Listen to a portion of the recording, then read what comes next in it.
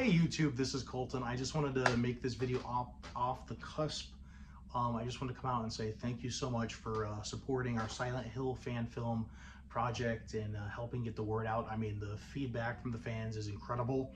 Um, I guess want to make this video to address some questions and answer some things. So one thing that was really cool I wanted to bring up is as of now, our fan film is the #1 Silent Hill fan film ever created as far as popularity in the fan base. It's been shared on, hundreds of forums, dozens of websites across the world, Tokyo, Germany, Brazil, just to name a few. We had some of the voice actors who were in Silent Hill 2 reach out, who love the film. Some decent sized YouTube channels who are very big into survival horror watch the film and get the word out to their fans. So again, the support, I can't thank you guys enough. A little bit about myself. I work professionally in the film industry, and long story short, Silent Hill kind of got me into filmmaking, sort of. It got me into making a very bad fan film that's on YouTube called Silent Hill Coming Home, based on Homecoming, and that was kind of like really the first feature I wrote, and it was the first time I tried to make a story come together out of something. So long story short, I'm a huge Silent Hill fan. Now, to address a couple of the comments, now I don't have anything saved, this is just stuff off the top of the cusp. A lot of people ask, how did I get Vic involved in the project? Well, Vic and I are actually personal friends. I've been speaking to him since 2017.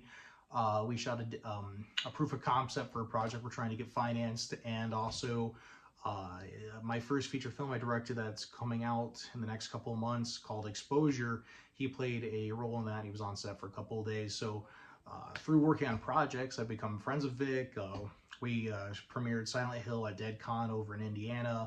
I've hung out with Vic at his house in Texas.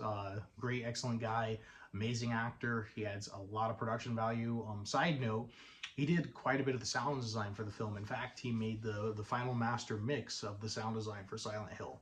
So it was a lot of fun to hear that out and see it played out, and again, fantastic guy. A lot of people were asking, where was some of the influence from? Well, with Silent Hill, the fan film Restless Dreams, I didn't go about it to make it a, completely one-for-one of Silent Hill, the game, as of course with about a 30-minute runtime. I think my screenplay was about 28 pages, but we went a little over with intro and all that stuff. But anyways, I knew it would be impossible to properly bring the characters to justice, so I kind of went with my own route. I've always wanted to tackle psychological horror films, so I thought Silent Hill was the perfect atmosphere for it. But I added a lot of things that were never part of the Silent Hill game. The ending in detail, I won't give it away, but that's not how the game ends. That was kind of like my interpretation.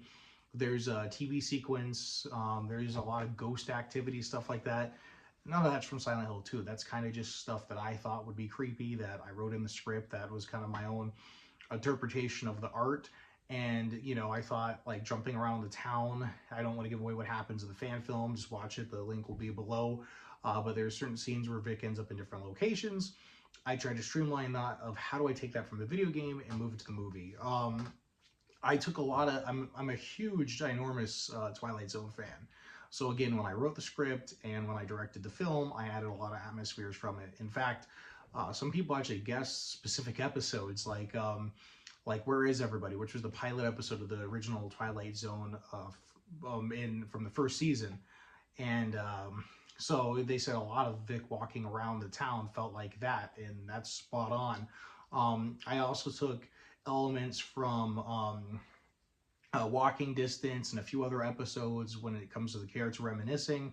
There's a hotel sequence that was literally an idea that I filmed myself on my iPhone way after production wrapped. I don't want to give it away, but I just went there and basically put a bunch of photos up and shot it real fast, and I thought it added to the creepiness of the film. Yeah, I took a lot of Twilight Zone elements and mixed Silent Hill, and I think it fit pretty well.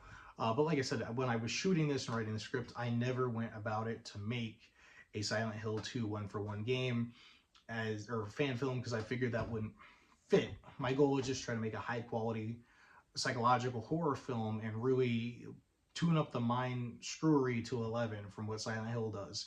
And again, I appreciate all the feedback and the comments and views and shares of the project. And I can't believe my channel jumped up like 800 subscribers because of this video.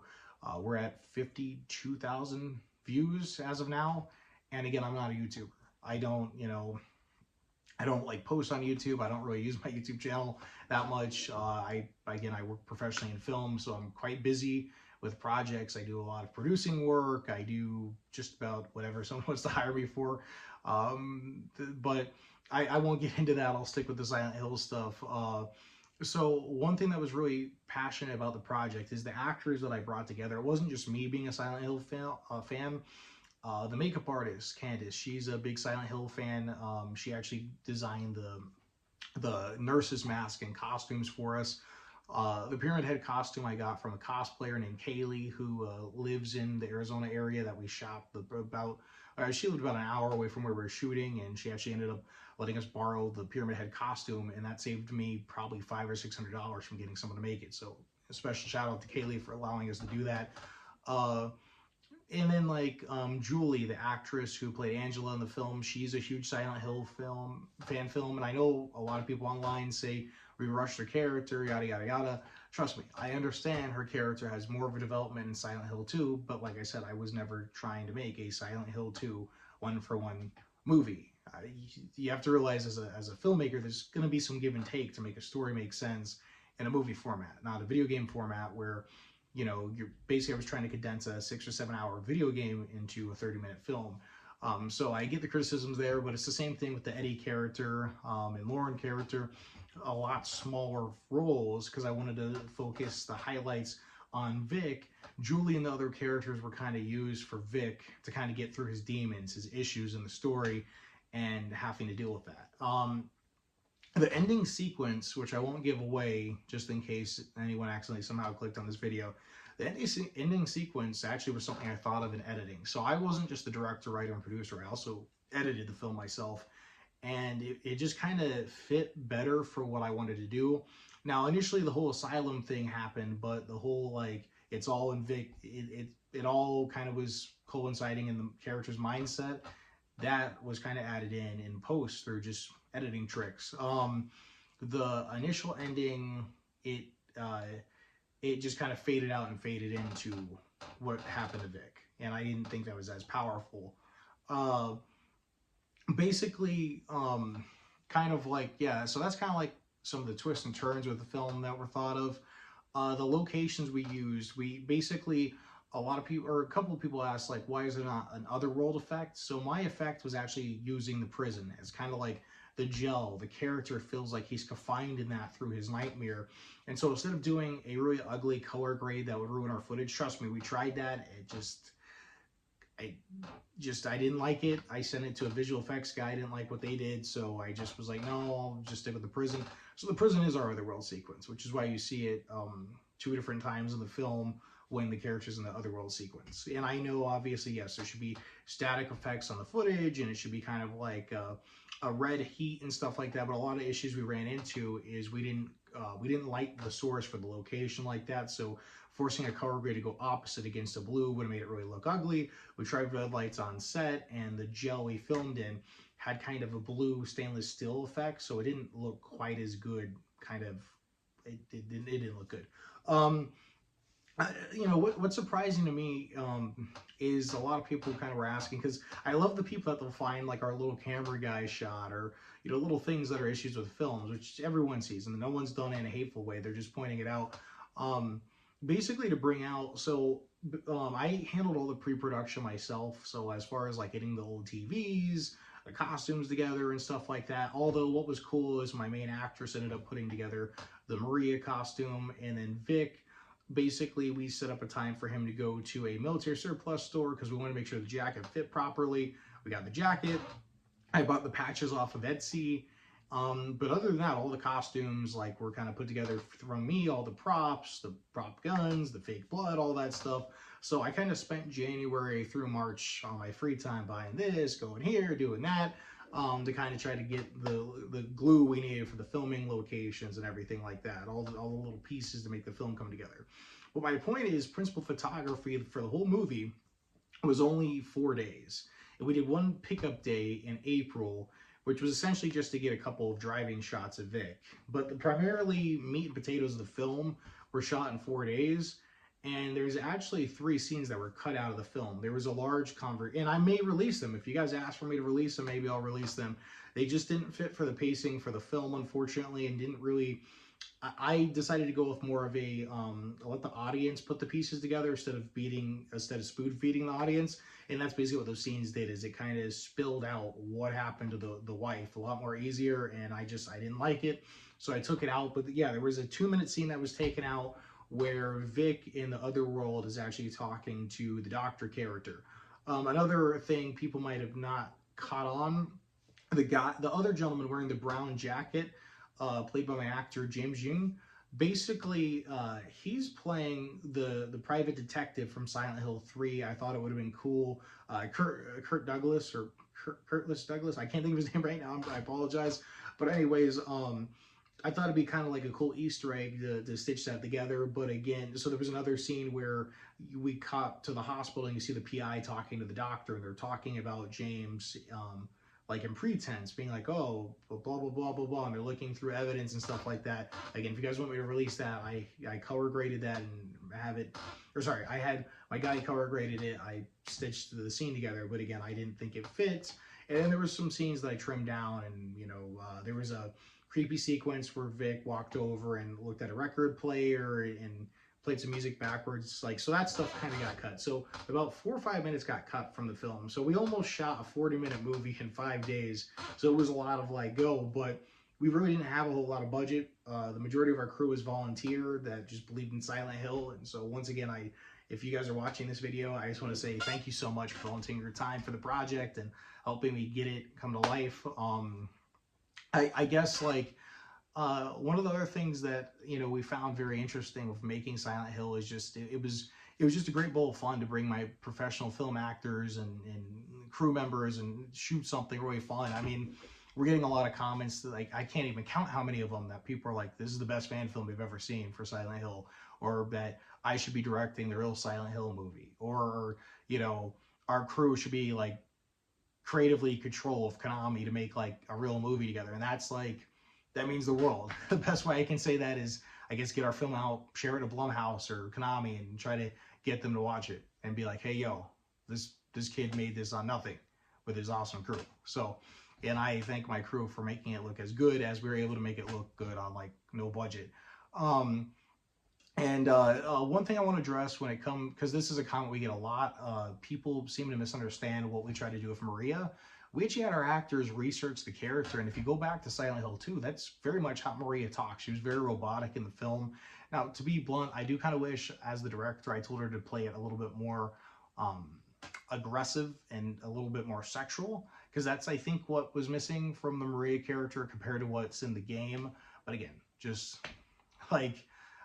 you know, so if I could change one thing of her performance, that would probably be it, that I would have told her, just be a little bit more aggressive with that. But if you go back in the game, we played it robotic, because the idea was, if you notice at the end of the film, the actress I had, Mercedes, she actually won a Best Actress award for the film.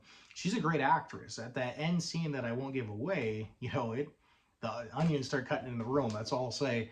But so she's good at what she's doing.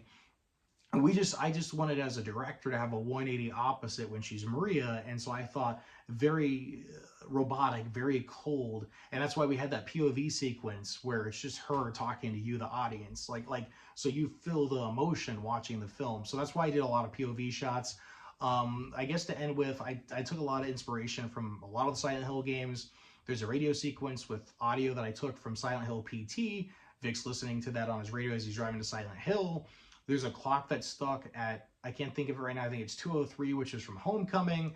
There's Easter eggs of other characters who survived. Like I said, there's the Douglas Curtis character at the end of the film, which is the PI that's tied into Silent Hill 3. So that was kind of some of the other stuff we threw in from the franchise. To end with, though, where do we go from here?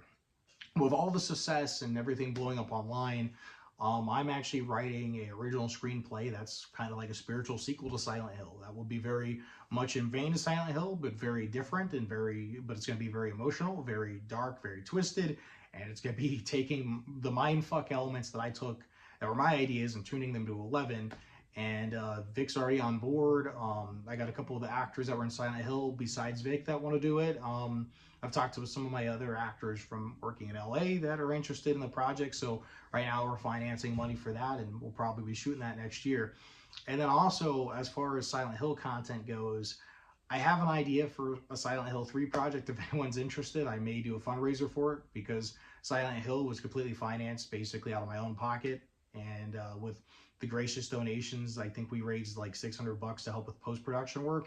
But other than that, it was pretty much my pocket or one of my investors' pockets who donated and believed in the cause. But we might do a fundraiser for a Silent Hill project if anyone's down for that. I have a really good SAG actress that's a buddy of mine. She wants to do it. She looks just like Heather. And I have an idea for Silent Hill 3, and I would even tie it into my film. And I might actually make my Silent Hill 3 film 2 timelines of Silent Hill 1 to Silent Hill 3. Again, my idea is to kind of twist my ideas, mixing it, not making it 1-for-1 for the game. As like I said, I already explained if Silent Hill 2, it wouldn't have worked. Emotionally, it would have just been Vic talking to people for 30 minutes. But anyways, thanks for watching this video. Thanks for getting it out. Thanks for the subscribes. Thanks for the support and the fan and the love for the franchise. And I really, truly hope that it gets out to all the Silent Hill fans, because I'm saying this as a Silent Hill fan who absolutely loves Silent Hill enough that I was crazy enough to put a fan film together. Someone who made 2 really god-awful fan feature films that are still on YouTube. Check them out if you want to laugh. When I was in high school, I'm a Silent Hill fan who happens to work professionally in filmmaking, and I put a couple of my buddies together and we shot I think what turned out to be a pretty damn kick-ass fan film project with a skeleton crew of about 4 or 5 people. I thank you for the support. I thank you for the comments. I thank you for the subscribes and the love and all that. New videos are coming. We're going to be doing some other horror stuff related. Like I said, I want to do probably a Silent Hill 3 project next year. I'm being asked to do a Resident Evil project from a big Resident Evil group on YouTube. So I'm going to be directing that. So stay tuned, stay subscribed, and we're going to have more content coming out. And again, once again, thank you all. Love you all. This is Colten out.